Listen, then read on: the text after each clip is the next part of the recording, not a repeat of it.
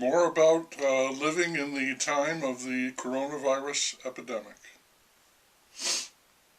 I have said that the trumpet is impatient, not always a good thing. Protesters are also impatient. They want it now. Some are calling for the total defunding of police departments. They also want an immediate end to racism.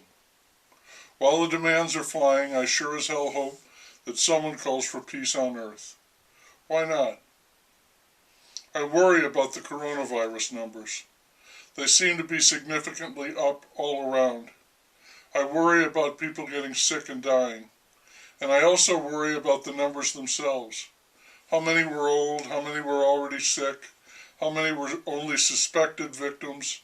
How many were the result of increased testing? What does the number mean?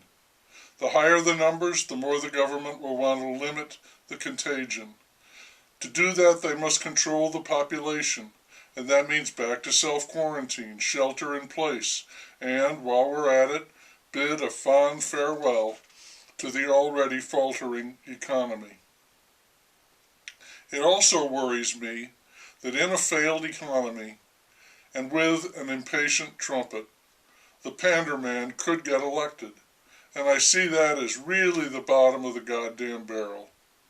We can be on the skids, going over the cliff while calling out for social justice, but if we elect the pander man, I think we say, go ahead, stick a fork in this grand experiment, we're done.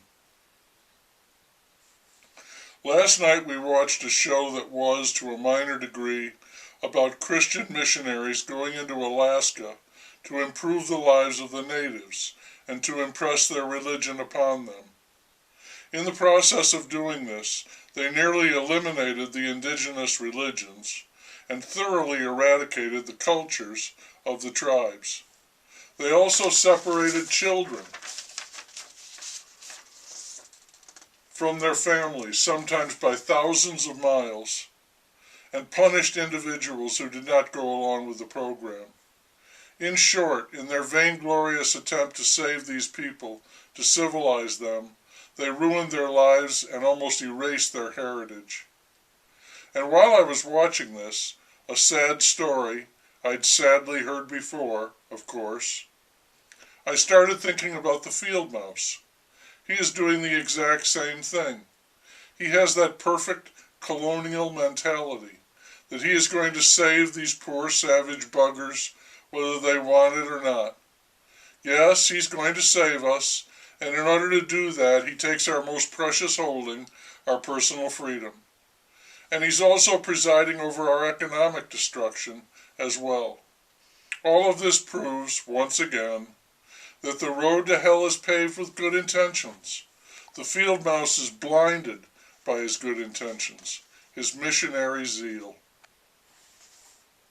Unfortunately, the coronavirus numbers are spiking all over the United States, but so far no one is pushing the panic button.